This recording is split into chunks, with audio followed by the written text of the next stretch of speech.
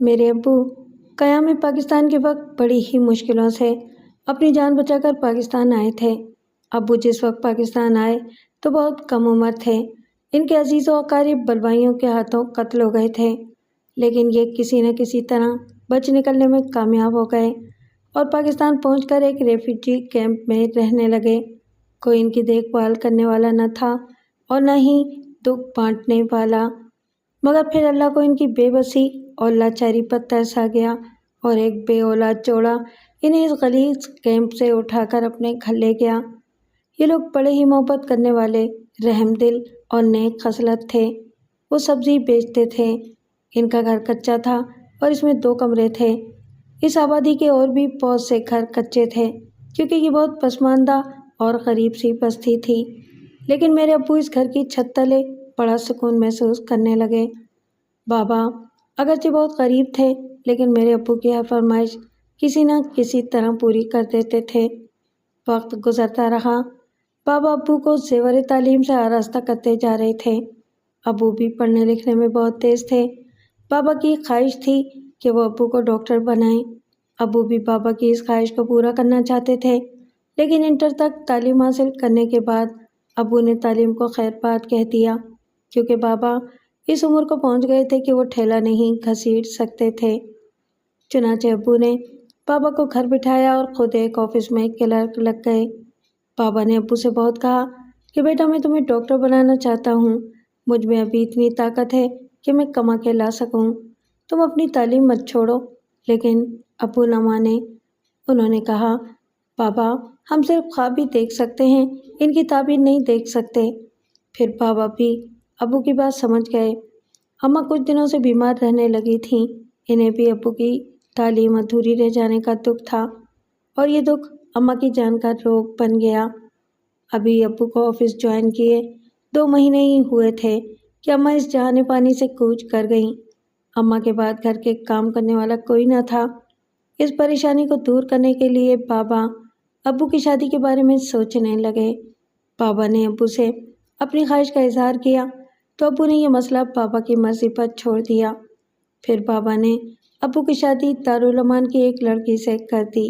اس کے ماں باپ بچپن میں انتقال کر گئے تھے اور اس کی چچی نے اسے دارالامان میں داخل کرا دیا تھا اور پھر پلٹ کر کبھی خبر تک نہ لی تھی۔ میری امی خوبصورت ہونے کے ساتھ ساتھ سکڑ تھیں۔ بابا میرے ابو کو اکثر کہتے تھے بیٹا میں نے تیری شادی اس بے آسرا سے اس لیے کی ہے کہ کوئی اور لڑکی اس معمولی سے گھر میں کیسے رہ سکتی تھی، اور ویسے بھی میرا کون سا ایسا رشتہ دار تھا جو اس ٹوٹے پھوٹے گھر میں بیٹی دیتا، اس لیے میں نے تم 2 یتیموں کو یکجا کر دیا ہے۔ ابو شادی کے بعد خوش تھے کہ انہیں ایک سکڑ اور اچھی بیوی ملی ہے۔ بابا بھی اپنی بہو سے بہت خوش تھے، لیکن انسانی زندگی کی سب خوشیاں جاویداں تو نہیں ہوتی۔ بعض خوشیاں ایسی بھی ہوتی ہیں کہ انسان کی جان لے لیتی ہیں۔ بابا کے ساتھ بھی یہی ہوا۔ ابو کی شادی کے چند ماہ بعد ہی بابا بھی اماں کے پاس چلے گئے۔ بابا کی موت کا ابو کو بے حد صدمہ ہوا۔ وہ راتوں کو اکثر بابا کو یاد کر کے روتے اور کہتے کہ انہوں نے ایک یتیم اور بے سہارا کو بیٹا بنا کر اس کی سب خوشیاں پوری کیں اور اتنا پیار دیا کہ شاید کوئی اپنے حقیقی بیٹے کو بھی نہ دیتا ہو۔ یتیم تو میں اب ہوا ہوں۔ اس موقع پر امی نے ہی ابو کو حوصلہ دیا اور ان کے سمجھانے بجھانے پر وہ سنبھل گئے۔ کچھ عرصے بعد ابو کا ٹرانسفر نیو کراچی آفس میں ہو گیا تو ابو نے یہ مکان اونے پونے بیچ کر آفس کے قریب ہی ایک مکان کرائے پر لے لیا۔ مکان کی فروخت سے جو رقم ملی تھی اس سے ابو نے فرنیچر وغیرہ خرید لیا تھا۔ ابو کی شادی کے 3 سال بعد بچوں پیدا ہوئیں۔ بچوں بالکل امی پر گئی تھیں۔ بچوں کے 4 سال بعد میں پیدا ہوا۔ ابو مجھے ڈاکٹر بنانا چاہتے تھے۔ وہ اکثر کہا کرتے تھے کہ میں تو ڈاکٹر نہیں بن سکا، مگر اپنے بیٹے کو ڈاکٹر ضرور بناؤں گا۔ میرا بیٹا بہت بڑا ڈاکٹر بنے گا اور ڈاکٹر بن کر میرا بیٹا دکھی انسانیت کی خدمت کو اپنا مشن بنائے گا۔ ہمارے برابر والے مکان میں عرفان چچا رہائش پذیر تھے۔ عرفان چچا سے ہمارے بالکل رشتہ داروں جیسے تعلقات تھے۔ چچی نے امی کو بہن بنا لیا تھا۔ عرفان چچا کا ایک ہی بیٹا تھا जो बच्चों से 2 साल बड़े थे। चच्ची ने अपने बेटे आसिफ के लिए बच्चों को बचपन ही में मांग लिया था। आसिफ भाई सांवले रंग के, मामूली शक्ल शबाहत के थे। माह साल गुजरते रहे। बच्चों अब बीए कर चुकी थी और मैं 8वीं क्लास में था। बच्चों के बीए करते ही इरफान चचा बच्चों और आसिफ की शादी करना चाहते थे, क्योंकि आसिफ भाई भी बीकॉम करके एक प्राइवेट फर्म में अकाउंटेंट की हैसियत से काम करने लगे थे। मेरे सालाना इम्तहानात हो रहे थे और मेरे इम्तहानों के बाद बच्चों की शादी तय हो गई थी। अबू के पास अब इतनी रकम भी जमा हो चुकी थी कि वो एक मकान खरीद सकते थे, लेकिन बच्चों की शादी भी करना थी। इसलिए अम्मी ने अबू को समझाया कि हम मकान तो बाद में भी खरीद सकते हैं, लेकिन अगर हमारी शाजिया की शादी धूमधाम से ना हुई तो लोग क्या कहेंगे कि एक ही बेटी थी, इसको भी ऐसे ही धक्का दे दिया। अबू ने अम्मी की ये बात मान ली। मेरा आखिरी पर्चा था। मैं इस रोज़ जब पर्चा देकर घर आ रहा था तो गली में दाखिल होते ही मुझे अपने घर के सामने लोगों का हिजूम नजर आया। मैं भागता हुआ जब घर के दरवाजे तक पहुंचा तो इरफान चचा ने मुझे अपने सीने से लगा लिया। क्या हुआ चचा? मैंने परेशान होकर पूछा तो इरफान चचा रोने लगे। फिर वो मुझे लेकर अंदर दाखिल हुए। बच्चों, चाची और मेले की बहुत सारी औरतों के साथ मिलकर ज़ारो कतार रो रही थीं। बच्चों मुझे देखते ही तेज़ी से उठी और मुझे अपने सीने से लगा लिया। अजीम, हम यतीम हो गए। ये सुनते ही मेरे होश उड़ गए। अम्मी और अब्बू स्कूटर पर बच्चों की शादी की शॉपिंग करने जा रहे थे कि इनका स्कूटर ट्रक से टकरा गया। अम्मी और अब्बू दोनों शदीद ज़ख्मी थे। लोग इन्हें अस्पताल ले गए, मगर मुझे तो कुछ होश ही नहीं था। इरफान चचा और आसिफ भाई ने ही कफन दफन का सारा इंतज़ाम खुद किया था। अम्मी अब्बू के 40वें के बाद बच्चों ने एक ऑफिस में सेक्रेटरी के लिए दरख्वास्त दे दी, और जब बच्चों ने मुझे ये बताया कि अब वो मुलाजमत करेंगी तो मैं हैरान रह गया। बाजी, मैं मेहनत मजदूरी करूँगा, तुम ऐसा ना सोचो, मैंने कहा।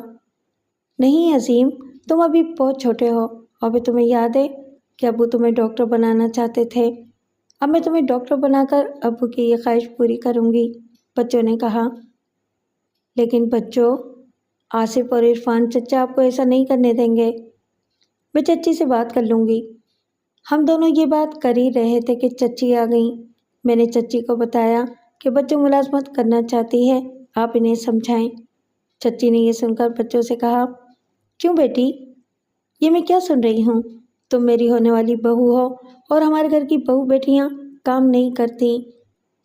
चची जान, बच्चों ने इनका हाथ पकड़कर कहा, आप खुद सोचें, अगर मैं काम नहीं करूँगी तो अजीम का क्या होगा?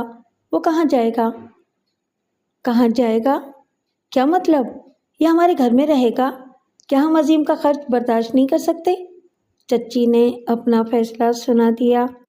चच्ची, आप समझती क्यों नहीं? मुझे अजीम को डॉक्टर बनाना है, क्योंकि ये हमारे अब्बू की ख्वाहिश थी। भाई मैं कुछ नहीं जानती। तुम्हारे चचा तो अगले माह तुम्हारी और आसिफ की शादी कर रहे हैं।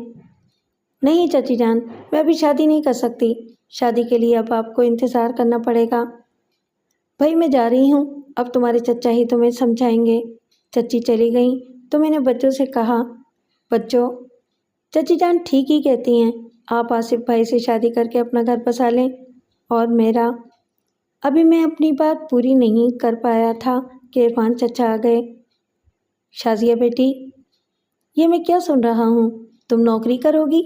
क्या हम मर गए जो यूँ दर बदर भटकती फिरोगी?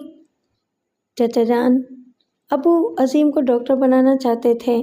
आप लोग चंद साल इंतज़ार कर लें। ये कहकर बच्चों रोने लगी। अच्छा बेटी रो मत, मैं फिर आऊँगा। फिर अगले रोज़ चचा और चची इकट्ठे हुए और उन्होंने बच्चों को समझाया, मगर बच्चों अपनी बात पर डटी रहीं। आसिफ भाई भी आए, लेकिन इन्हें भी बच्चों ने दो टोक जवाब दे दिया कि अगर आप इंतज़ार कर सकते हैं तो चंद साल इंतज़ार कर लें। बच्चों ने अब एक दफ्तर में ऑफिस सेक्रेटरी की हैसियत से मुलाजमत कर ली थी, और जो पैसा अब्बू ने इसकी शादी के लिए रखा हुआ था वो बैंक में जमा करा दिया। इस तरह 2 साल गुजर गए। अब चच्ची भी बहुत कम आती थीं। बच्चों सुबह का नाश्ता और दोपहर का खाना बनाकर रख देती थीं। मैं सुबह स्कूल जाता और दोपहर को ट्यूशन पढ़ने। ट्यूशन से आकर मैं घर पर ही रहता। बच्चों 5 बजे तक वापस आ जाती थीं। میں کچھ دنوں سے بچوں میں ایک تبدیلی محسوس کرنے لگا تھا، کیونکہ بچوں پہلے تو آفس میں نہایت سادگی سے جاتی تھیں، لیکن اب ایک ہفتے سے خوب بن سنور کر آفس جانے لگی تھیں۔ پہلے وہ اپنے لمبے بالوں کا جوڑا باندھتی تھیں، اب بال کھلے رہتے تھے۔ بچوں کا یوں بن ٹھن کر آفس جانا نہایت ناگوار گزرتا، لیکن وہ مجھ سے بڑی تھیں، اس لیے میں انہیں کچھ نہیں کہہ سکتا تھا۔ میرے پیپر شروع ہو چکے تھے اور میں دن رات اپنے امتحان کی تیاری میں مگن تھا۔ بچوں مجھ سے امتحان کے بارے میں پوچھتی رہتی تھیں اور میں یہی کہتا تھا کہ میرے پیپر بہت اچھے ہو رہے ہیں۔ بچوں اب نہایت سج سنور کے آفس جاتی تھیں۔ ایک روز یوں بن سنور کر آفس جانے کا راز کھل گیا۔ تقریباً 6:30 بجے گھر آئیں تو وہ اکیلی نہیں بلکہ ان کے ساتھ ایک اجنبی بھی تھا۔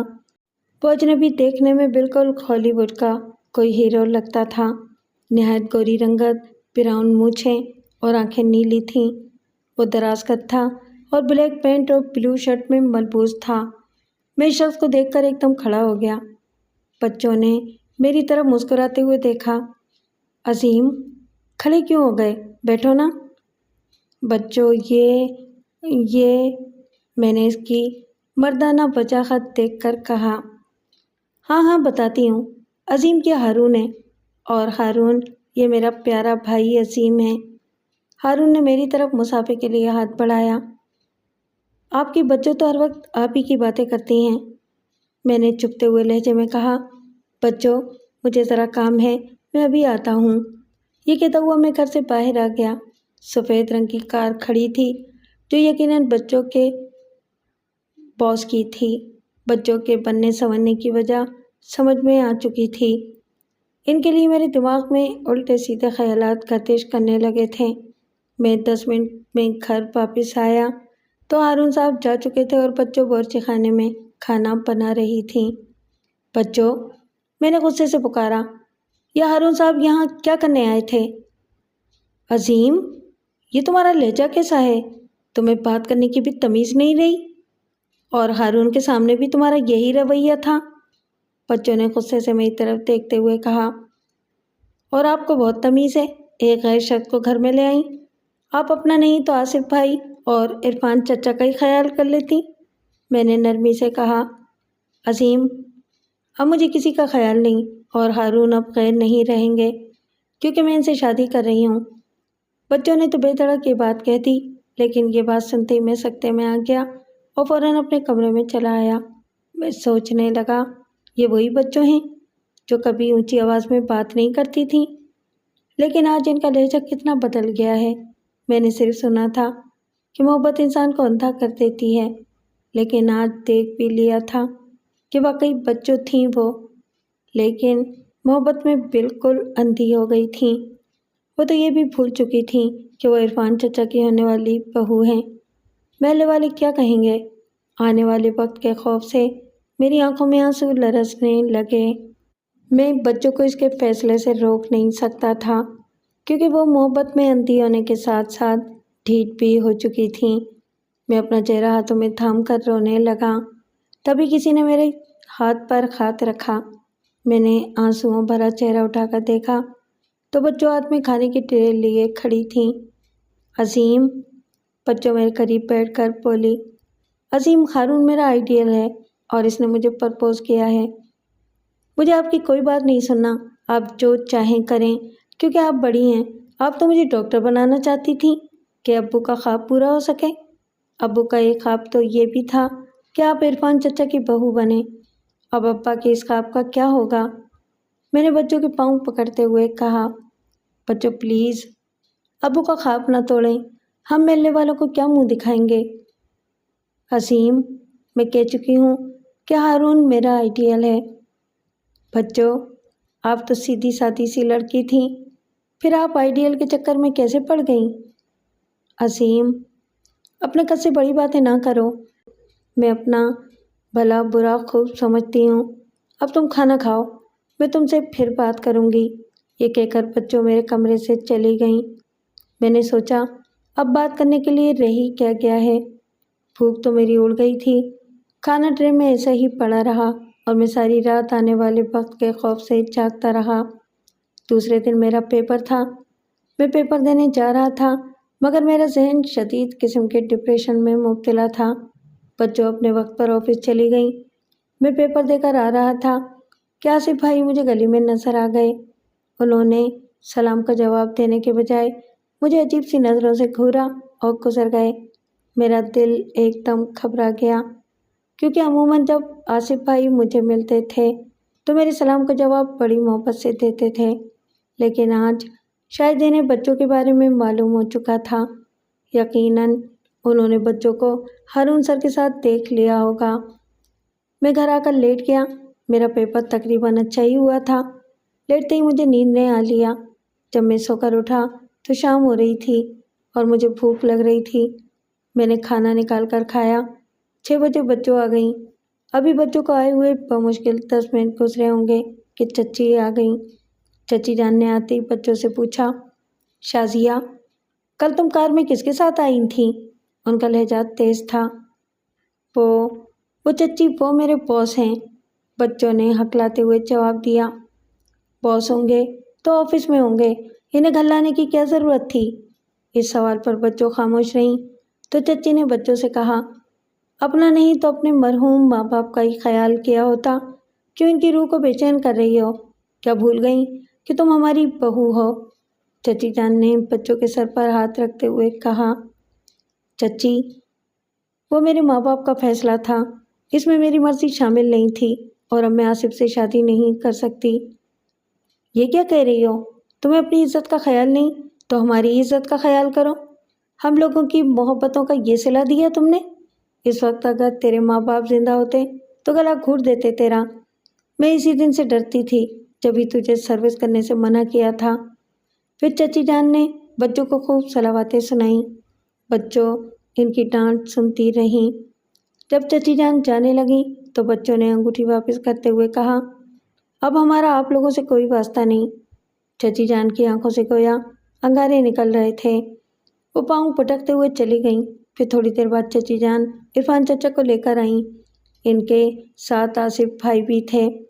آصف بھائی کو دیکھ کر بچوں اپنے کمرے میں چلی گئیں اور اندر سے کنڈی لگا لی۔ عرفان چچا نے مجھ سے کہا، عظیم، یہ سب کیا ہے؟ چچا جان، میں خود پریشان ہوں۔ عرفان چچا نے بچوں کو مخاطب کرتے ہوئے کہا، شازیہ بیٹی، دروازہ کھولو۔ اندر سے بچوں کی روندی ہوئی آواز آئی، پلیز آپ لوگ چلے جائیں، مجھے آپ لوگوں کی کوئی بات نہیں سننا۔ جو فیصلہ آپ لوگوں نے میرے بچپن میں کیا تھا وہ مجھے منظور نہیں۔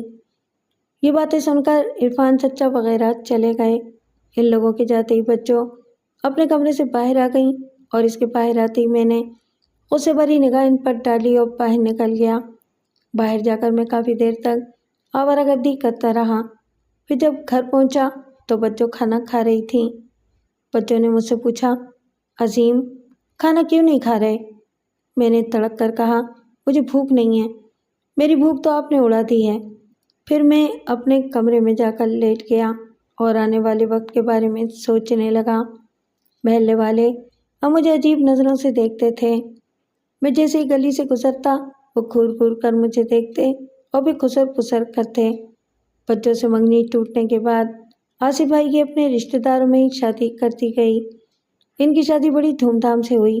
آصف بھائی کی شادی کے 4 روز بعد ہی بچوں نے مجھے بتایا کہ اس جمعے کو میری شادی ہے۔ تو میں کیا کروں؟ میں اب بچوں سے سیدھے منہ بات نہیں کرتا تھا۔ پلیز عظیم، انہوں نے روتے ہوئے کہا، کیا تمہیں اپنے بچوں کی شادی کی کوئی خوشی نہیں؟ ہارون بہت اچھے انسان ہیں۔ وہ لندن سے پڑھ کر آئے ہیں۔ وہاں انہیں بہت سی لڑکیاں ملیں، لیکن وہ تو اپنے ملک میں اپنی پسند سے شادی کرنا چاہتے تھے۔ تو آپ یہ سب مجھے کیوں بتا رہی ہیں؟ مجھے آپ سے یا آپ کی شادی سے کوئی سروکار نہیں۔ میں اٹھ کر اپنے کمرے میں آ گیا۔ پھر جمعے کو واقعی بچوں کی شادی ہو گئی۔ اس شادی میں بچوں کے آفس کے لوگ اور ہارون کے رشتہ دار وغیرہ شامل تھے۔ میں آخر بچوں کا بھائی تھا اور جتنی محبت میں بچوں سے کرتا تھا شاید ہی کوئی بھائی اپنی بہن سے کرتا ہو۔ مجبوراً مجھے بھی بچوں کی شادی میں شرکت کرنا پڑی۔ ہماری طرف سے میرے سوا کوئی بھی نہیں تھا، پھر ہمارا تھا بھی کون؟ محلے والے ویسے بھی تنزیہ نظروں سے دیکھتے تھے۔ بچوں کی شادی 5 اسٹار ہوٹل میں ہوئی۔ وہ دلہن بن کر بے انتہا خوبصورت لگ رہی تھیں اور ہارون بھائی کے ساتھ ان کی جوڑی خوب جچ رہی تھی۔ سبھی اس جوڑی کی تعریف کر رہے تھے۔ شادی کے بعد بچوں مجھے زبردستی اپنے گھر لے گئیں۔ انہوں نے مجھے اپنی قسم دے کر کہا تھا، عظیم، جب تک تم ڈاکٹر نہیں بن جاتے میرے ساتھ ہی رہو گے۔ ہارون بھائی اسمارٹ ہونے کے ساتھ ساتھ نہایت خوش اخلاق تھے۔ انہوں نے بھی مجھے اپنے ساتھ چلنے کو کہا، لیکن بچوں ایک شرط پر، میں آپ کے ساتھ رہوں گا۔ ابو کا جو پیسہ بینک میں ہے میں سے اپنی تعلیم جاری رکھوں گا۔ ہاں، ہمیں تمہاری شرط منظور ہے، بچوں نے خوشی سے چلاتے ہوئے کہا۔ پھر ہم نے وہ کرایہ کا گھر چھوڑ دیا۔ میں جانے سے پہلے آخری بار عرفان چچا سے ملنا چاہتا تھا، لیکن بچوں نے مجھے منع کر دیا کہ ان سے ہمارا کوئی تعلق نہیں۔ ہارون بھائی کا وسیع و عریض بنگلہ ڈیفینس کے علاقے میں تھا۔ ہارون بھائی کے والد حادثے میں 2 سال پہلے جاں بحق ہو گئے تھے۔ جب سے ہارون بھائی نے سارا کاروبار سنبھالا، والدہ بچپن ہی میں اللہ کو پیاری ہو گئی تھیں۔ ایک بہن تھی جو لندن میں اپنے شوہر کے ساتھ رہتی تھی۔ بچوں کی شادی میں وہ نہیں آئی تھی۔ ہارون بھائی کے رشتہ دار تو بہت تھے، لیکن جب ہارون بھائی نے اپنی پسند کی شادی کر لی تو زیادہ تر کنارہ کش ہو گئے، کیونکہ وہ ہارون بھائی کو اپنا داماد بنانا چاہتے تھے۔ شروع میں مجھے یہاں سخت وحشت ہوتی، اپنا پرانا محلہ بہت یاد آتا، لیکن میرے لیے وہاں لوگوں کی طنزیہ باتوں کے سوا کچھ نہ تھا۔ ہارون بھائی واقعی بہت اچھے انسان تھے۔ وہ مجھے بالکل اپنے بھائیوں کی طرح سمجھتے تھے، لیکن میں ان سے زیادہ فری نہیں ہوتا تھا، بس ان کی باتوں کا ہوں ہاں میں جواب دے دیتا۔ ہارون بھائی آفس سے آنے کے بعد بچوں کو لانگ ڈرائیو پر لے جاتے۔ وہ کبھی کبھار زبردستی مجھے بھی ساتھ لے جاتے، حالانکہ میں انہیں منع کرتا تھا۔ بچوں کو خوش دیکھ کر بڑی خوشی ہوتی تھی۔ میں دعا کرتا تھا کہ میری بہن کو خدا یوں ہی خوش رکھے۔ میرا میٹرک کا رزلٹ آ گیا تھا۔ میں بڑی نمایاں پوزیشن لایا تھا۔ بچوں اور ہارون بھائی میری کامیابی پر بہت خوش تھے۔ انہوں نے میرے پاس ہونے پر مجھے موٹر سائیکل کا تحفہ دینا چاہا تھا، لیکن میں نے صاف منع کر دیا۔ میں نے کہا، میں آپ کا یہی کم احسان سمجھتا ہوں کہ میں آپ کے گھر میں رہ رہا ہوں۔ عظیم، آئندہ ایسی بات کبھی مت کرنا، ہارون بھائی غصے میں بولے۔ میڈیکل کالج میں داخلے کا مسئلہ ہارون بھائی نے حل کر دیا۔ ویسے بھی میری پوزیشن اچھی تھی، اس لیے داخلے میں کوئی دقت نہ ہوئی۔ کالج گھر سے دور تھا، اس کا حل ہارون بھائی نے یہ نکالا کہ آفس جانے سے پہلے مجھے کالج میں چھوڑ جاتے۔ کالج کا ماحول میرے لیے نیا تھا، کیونکہ یہ شہر کا بہترین کالج تھا، اس لیے لڑکیاں لڑکے سب ساتھ پڑھتے تھے۔ کالج میں میرے لیے تمام چہرے نئے تھے، سوائے ایک چہرے کے، اور وہ پریکٹیکل روم کا چوکیدار ایاز تھا، جو میرے ساتھ 9ویں جماعت تک پڑھا تھا، پھر اس نے اسکول چھوڑ دیا۔ کلاس میں میری کسی لڑکے سے زیادہ دوستی نہیں تھی، لیکن سلام دعا سب سے تھی۔ اس ماحول میں ہر لڑکا کسی نہ کسی لڑکی کے ساتھ دکھائی دیتا، جبکہ میں اپنی عادت کے مطابق لڑکیوں سے دور رہتا، اور کالج کے اکثر اسٹوڈنٹ کھاتے پیتے اور معمولی گھرانوں سے تعلق رکھتے تھے۔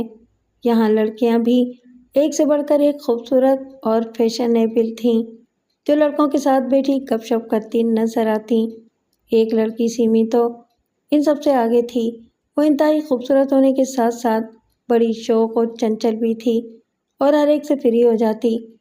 دراز قد سیمی کالج کی تمام لڑکیوں میں ممتاز نظر آتی تھی۔ اس کی گوری رنگت، سنہرے لمبے بال اور نیلی نیلی آنکھیں قیامت ڈھاتی تھیں۔ وہ ہبہو ہارون بھائی ایسی تھی۔ نہ جانے میں جو لڑکیوں کے معاملے میں بڑا محتاط تھا، مجھے کیا ہو گیا اور سیمی میرا حواسوں پر چھا گئی۔ حالانکہ وہ سب سے فری رہتی تھی، لیکن مجھ سے اس نے کبھی فری ہونے کی کوشش نہیں کی تھی۔ میں دل ہی دل میں سیمی سے محبت کرنے لگا، اور اب یہ چاہتا تھا کہ سیمی مجھ سے کوئی بات کرے۔ سیمی اپنی کار میں کالج آتی تھی اور اکثر جلد آ جاتی، جبکہ میں تھوڑا لیٹ ہو جاتا تھا۔ ایک دن میں ہارون بھائی کی گاڑی سے اتر رہا تھا تو دیکھا سیمی میری ہی طرف دیکھ رہی تھی۔ وہ کبھی مجھے اور کبھی ہارون بھائی کو دیکھتی۔ جب ہارون بھائی چلے گئے تو میں کلاس میں آ گیا۔ آج سیمی کا اس طرح دیکھنا مجھے عجیب سا لگا کیونکہ کبھی سیمی نے میری طرف ایسے نہیں دیکھا تھا۔ میرا سال اول کا امتحان ہو رہا تھا اور میں اپنے امتحان کی تیاریوں میں مصروف تھا۔ تمام لڑکے لڑکیاں اب ہر وقت تیاریوں میں مصروف نظر آتے تھے۔ آخر امتحان ختم ہو گئے اور کامیاب ہونے والے سب لڑکے لڑکیاں ایک دوسرے کو مبارکباد دے رہے تھے۔ اچانک سیمی میرے پاس آ گئی اور میرا نام لے کر بولی، عظیم، تمہارا رزلٹ کیسا رہا؟ میں سیمی کی اس بے تکلفی پر بوکھلا سا گیا۔ میں پاس ہو گیا ہوں، یہ لیں مارک شیٹ دیکھیں۔ میں نے سیمی کی طرف مارک شیٹ بڑھا دی۔ گڈ، بہت اچھے مارکس آئے ہیں۔ اور آپ کا کیا ہوا؟ میں نے سیمی کی نیلی آنکھوں کی طرف دیکھتے ہوئے پوچھا تو سیمی نے مارک شیٹ میرے آگے کر دی اور کہا، میں بھی نمایاں نمبر لائی ہوں۔ اسی دن سے سیمی مجھ سے بات کرنے لگی۔ کبھی وہ میرے نوٹس مانگتی، کبھی کوئی کتاب وغیرہ، لیکن اس سے زیادہ ہمارے درمیان کوئی بات چیت نہ ہو سکی۔ ایک دن میں بیٹھا ہوا تھا کہ سیمی میرے پاس آئی اور ایک خوشبو اڑاتا خوبصورت سا لفافہ مجھے دیتے ہوئے بولی، یہ آپ کے لیے ہے اور اس کا جواب ضرور دیجیے گا۔ یہ کہہ کر وہ تیزی سے پریکٹیکل روم سے نکل گئی اور میں خبرنکوں کی طرح اس خوشبو میں ڈوبے ہوئے لفافے کو دیکھتا رہا۔ گھر پہنچتے ہی میں نے دھڑکتے دل اور کانپتے ہاتھوں سے لفافہ کھولا تو اس میں سیمی کا لکھا ہوا محبت نامہ تھا۔ اس نے لکھا تھا، ڈیئر عظیم، آپ کی سادگی میرے دل میں اتر گئی ہے۔ مجھے آپ جیسے ساتھی کی ضرورت تھی، شاید آپ بھی مجھے چاہتے ہوں، لیکن آپ نے کبھی اس چاہت کا اظہار نہیں کیا۔ لیکن میں لڑکی ہو کر پہل کر رہی ہوں، میری محبت کا جواب محبت سے دیجیے گا۔ فقط آپ کی سیمی۔ خط پڑھ کر میرے دل میں مسرتوں کے گلاب کھل گئے۔ میری خوشی کی کوئی انتہا نہ رہی۔ میں سوچنے لگا، میں بھی کتنا خوش قسمت ہوں کہ منزل خود چل کر میرے پاس پہنچ گئی۔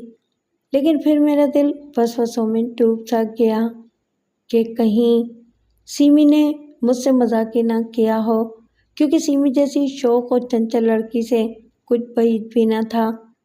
پھر میرے دل نے کہا، تو معمولی شکل و صورت کا سیدھا سادہ ہے، سیمی بڑی حسین و جمیل اور پروقار لڑکی ہے، کہیں ایسا تو نہیں کہ اسے تیری سادگی پسند آ گئی ہو، جیسا کہ اس نے اپنے محبت نامے میں لکھا ہے۔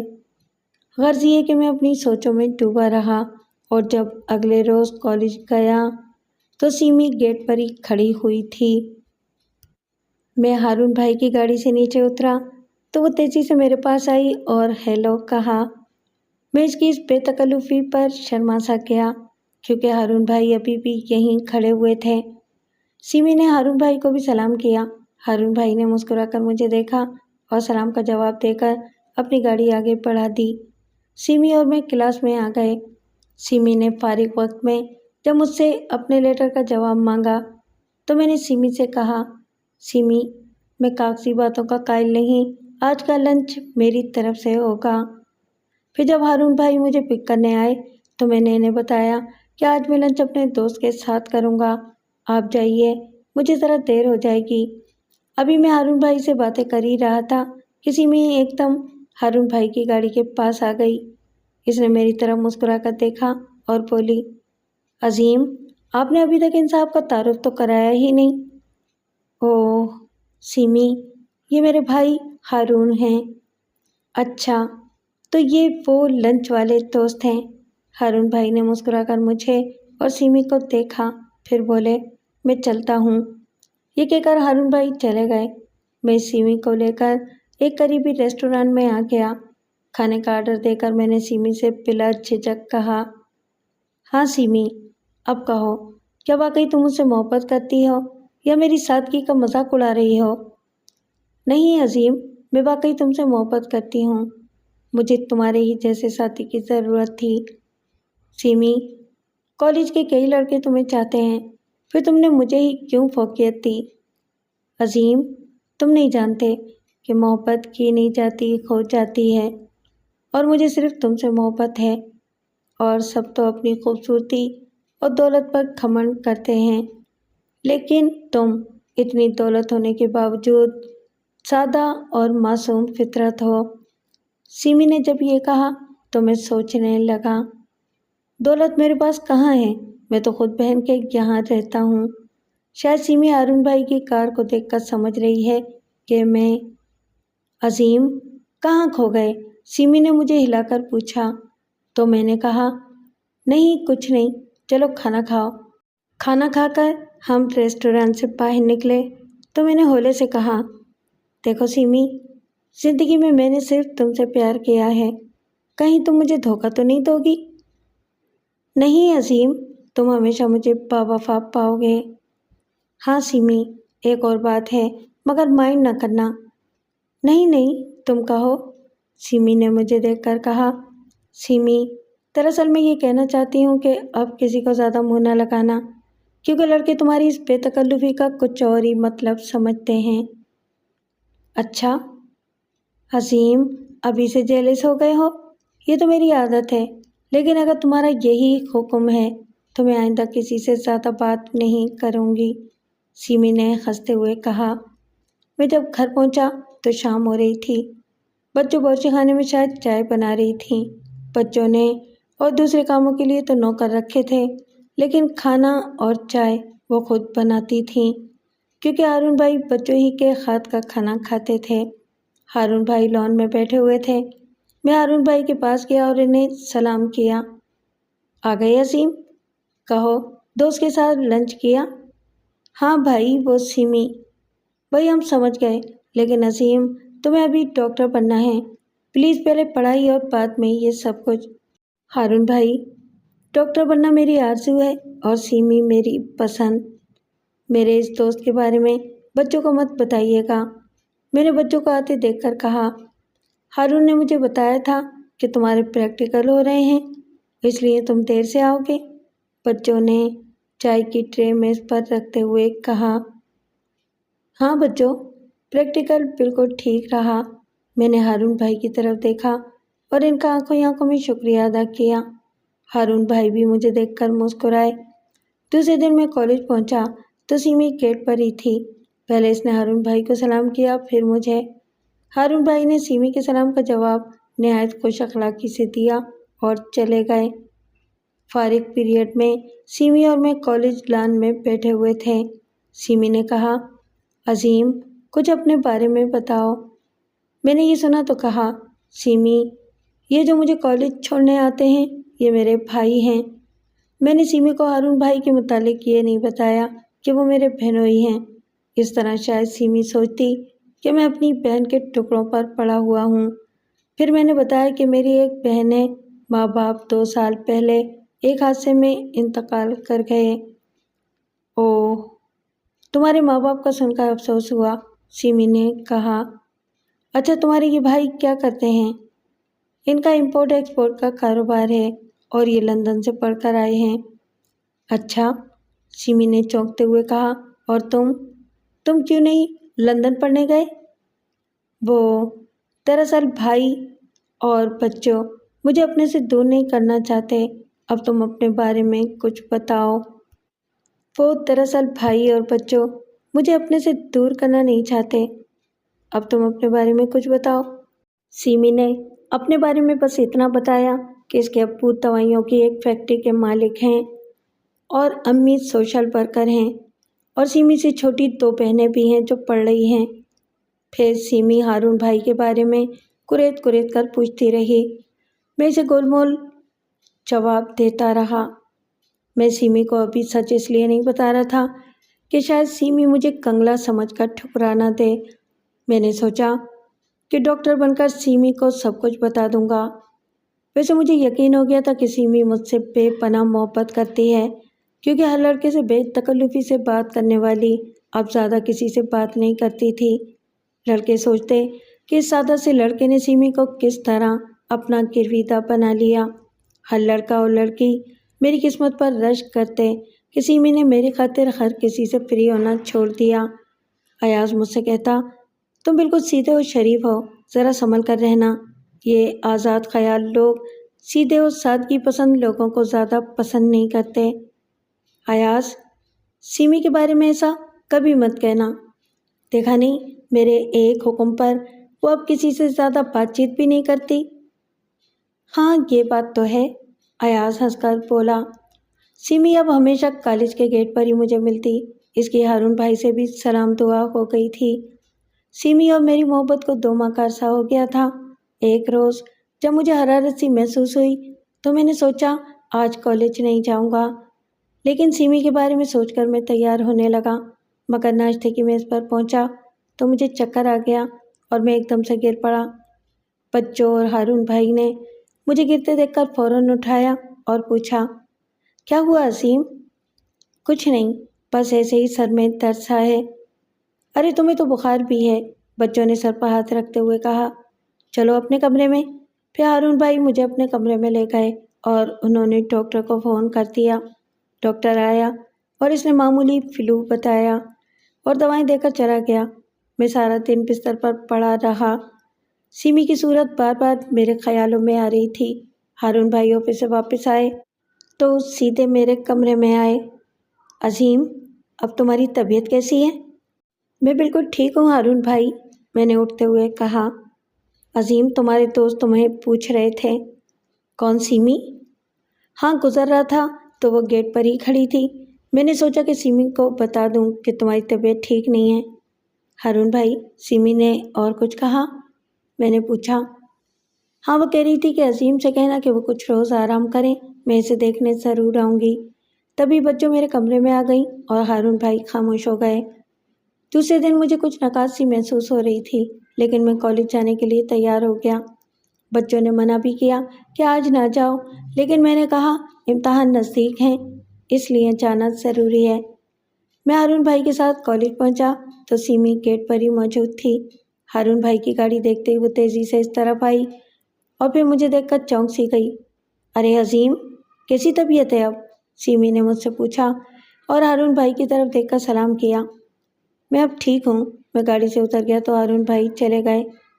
سیمی، آج کچھ اداس لگ رہی ہو؟ نہیں تو، سیمی نے چونکتے ہوئے جواب دیا۔ پھر باتیں کرتے ہوئے ہم کلاس میں آ گئے۔ ہمارا دوسرا پیریڈ فری تھا۔ سیمی نے کہا، چلو عظیم، کینٹین میں چلتے ہیں۔ نہیں سیمی، تم جاؤ، میں یہیں کلاس میں ہوں، میں نے انکار کرتے ہوئے کہا۔ سیمی نے زیادہ ضد نہیں کی اور خود کینٹین چلی گئی۔ کلاس کے تقریباً سبھی لڑکے باہر نکل گئے سوائے 4-5 لڑکوں کے۔ میں نے سوچا اس کے بعد فزکس کا پیریڈ ہے، شاید کل فزکس کے سر نے کچھ لیکچر دیا ہو اور سیمی نے نوٹس لے لیے ہوں۔ یہی سوچ کر میں نے سیمی کا بیگ کھولا اور اس میں سے فزکس کی کاپی نکال لی۔ ابھی میں نے کاپی کھولی ہی تھی کہ اس میں سے ایک لفافہ گرا۔ میں نے لفافہ اٹھایا تو اس میں سے وہی سینٹ کی خوشبو آ رہی تھی جیسے میرے لفافے سے آتی تھی، جو سیمی نے مجھے اظہار محبت کے لیے دیا تھا۔ لفافہ کھلا ہوا تھا اور اس میں سے خط جھانک رہا تھا۔ میں نے سوچا کہ شاید سیمی نے میرے لیے خط لکھا ہو کہ اگر میں کالج نہ ہوں تو وہ خط کے ذریعے میری طبیعت پوچھ لے۔ میں نے خط کھول کر پڑھا تو مجھے ایسا لگا جیسے میرے چاروں طرف بم کے دھماکے ہو رہے ہیں۔ سیمی نے وہ خط مجھے نہیں، ہارون بھائی کو لکھا تھا۔ سویٹ ہارون، جب سے میں نے آپ کو دیکھا ہے آپ کی دیوانی ہو گئی ہوں، کیونکہ آپ ہی میرے آئیڈیل ہیں۔ میں نے اپنی زندگی کے ساتھی کے بارے میں سوچا تھا کہ اس کی آنکھیں میری طرح نیلی ہوں اور وہ خوبصورت و پرخلوص انسان ہو۔ سو خدا نے میری سن لی اور آپ مل گئے۔ آپ تک پہنچنے کے لیے ہی میں نے آپ کے بھائی عظیم کا سہارا لیا۔ عظیم سمجھتا ہے کہ میں اس سے پیار کرتی ہوں، لیکن میں تو صرف آپ کو دل و جان سے چاہتی ہوں۔ مجھے یقین ہے کہ آپ میری محبت کا جواب محبت سے دیں گے اور عظیم کو بھی آپ سمجھا دیں گے کہ میں نے آپ تک پہنچنے کے لیے اس کا سہارا لیا تھا، فقط آپ کی اور صرف آپ کی سیمی۔ خط پڑھ کر میرے حواس اڑ چکے تھے۔ تمام اسٹوڈنٹ کلاس میں آنا شروع ہو گئے تو میں نے جلدی سے خط کو لفافے میں ڈال کر کاپی میں رکھ دیا اور کاپی بیگ میں ڈال دی۔ سیمی کلاس میں آئی تو بولی، عظیم، یہ تمہاری آنکھیں لال کیوں ہو رہی ہیں؟ بس ایسے ہی، سر میں درد ہو رہا تھا۔ بھائی میں نے تو تمہارے ہارون بھائی سے کہا بھی تھا کہ عظیم سے کہہ دیں کہ چند روز آرام کریں۔ کالج کی چھٹی ہوئی تو ہارون بھائی ذرا دیر سے آئے۔ سیمی جا چکی تھی اور میں ہارون بھائی کے ساتھ گھر آ گیا۔ گھر پہنچ کر میرا ذہن شدید ڈپریشن کا شکار تھا۔ میں سوچنے لگا، سیمی کو میں نے دل و جان سے چاہا اور اس نے میرے ساتھ بے وفائی کی۔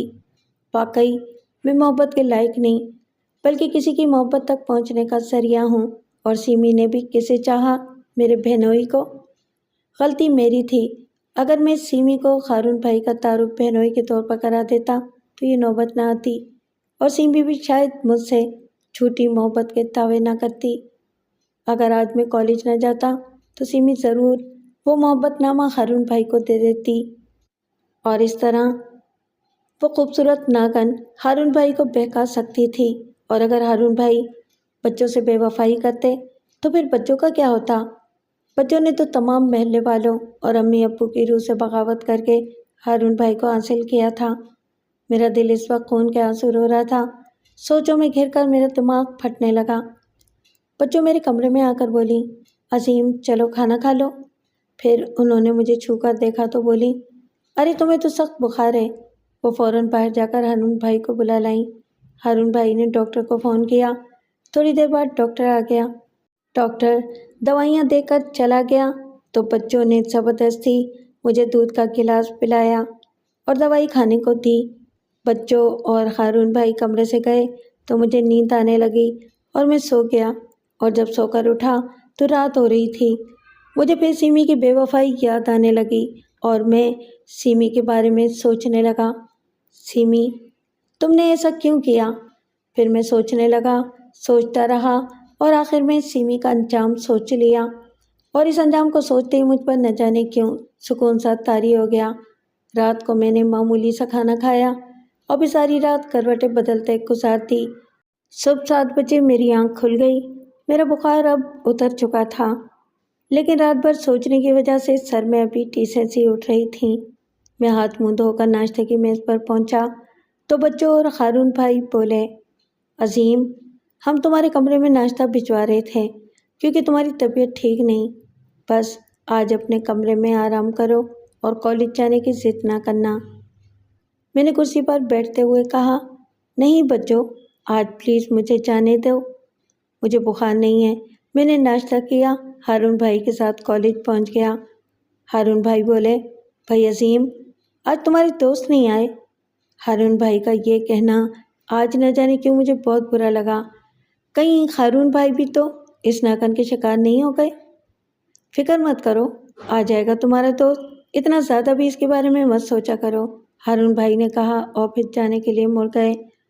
सिमी देर से कॉलेज पहुंची थी। सिमी के आने से पहले मैं सोच रहा था कि अगर सिमी आज ना आई तो मैं अपने मंसूबे पर अमल कैसे करूँगा, क्योंकि मैं तो इसे जल्द से जल्द सबक सिखाना चाहता था ताकि आइंदा ये नाकन किसी को डस ना सके। मुझे सिमी से वाकई बहुत मोहब्बत थी, मगर इसने मेरी मोहब्बत की तौहीन की थी, और अब तो वो मेरी बहन के सुहाग पर डाका डालने वाली थी। फिर मैं भला खामोश कैसे रह सकता था?